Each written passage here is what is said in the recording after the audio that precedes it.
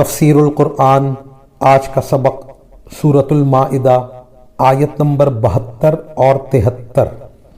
اعوذ باللہ من الشیطان الرجیم، بسم اللہ الرحمن الرحیم۔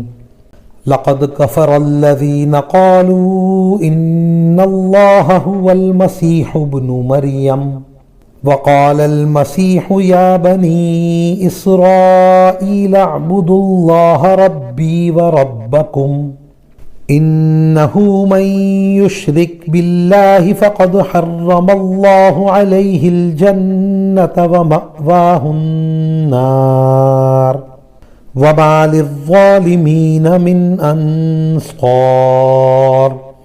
لقد كفر الذين قالوا إن الله ثالث ثلاثة وما من إله إلا إله واحد وإن لم ينتهوا عما يقولون ليمسن الذين كفروا منهم عذاب أليم۔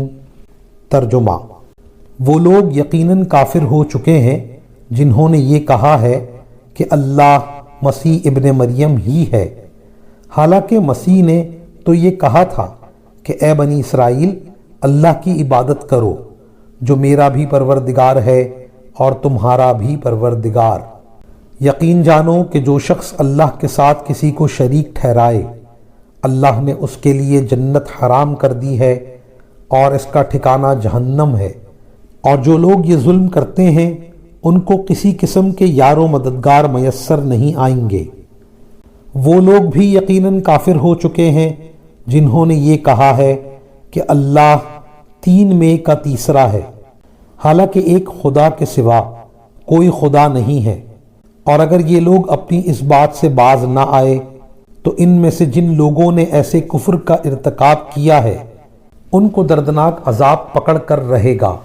ان آیات میں نصارہ کی گمراہی اور ان کا کفر و شرک اور غلو بیان فرمایا۔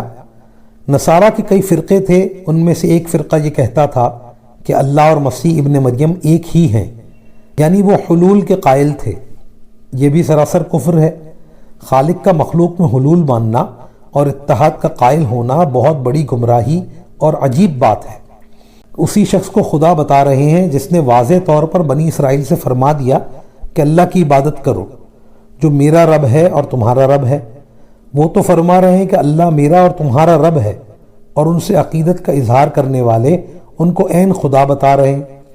نیز حضرت مسیح ابن مریم علیہ السلام نے یہ بھی اعلان فرما دیا کہ جو بھی کوئی شخص اللہ کے ساتھ شرک کرے گا اللہ اس پر جنت کو حرام فرما دیں گے۔ نصارہ نے شرک اختیار کیا اور حضرت مسیح علیہ السلام کو عین خدا بتا کر ان کے لیے خدائی خصوصیت تجویز کر دی اور ان کو معبود ماننے لگے۔ شرک ظلم عظیم ہے، ظالموں کے لیے قیامت کے دن کوئی مددگار نہ ہوگا۔ نصارہ کی ایک جماعت کا یہ کہنا تھا کہ 3 معبود ہیں، ان میں سے ایک معبود اللہ تعالیٰ ہے، اور اللہ تعالیٰ کے علاوہ حضرت عیسیٰ علیہ السلام اور ان کی والدہ مریم بنت عمران علیہم الرحمہ بھی معبود ہیں۔ اللہ جل شانہ نے ان کا قول نقل فرما کر اول تو ان کی تردید فرمائی، وَمَا مِنْ إِلَٰهٍ إِلَّا إِلَٰهٌ وَاحِدٌ، اور ایک معبود کے علاوہ کوئی معبود نہیں، اور پھر فرمایا وَإِن لَّمْ يَنْتَهُوا عَمَّا يَقُولُونَ لَيَمَسَّنَّ الَّذِينَ كَفَرُوا مِنْهُمْ عَذَابٌ أَلِيمٌ۔ اگر یہ لوگ اپنے قول سے باز نہ آئے تو ان میں سے جو لوگ کفر پر جمے رہیں گے ان کے لیے دردناک عذاب ہے۔ جو لوگ توبہ کر لیں گے، ایمان لے آئیں گے، وہ عذاب سے مستثنیٰ ہیں۔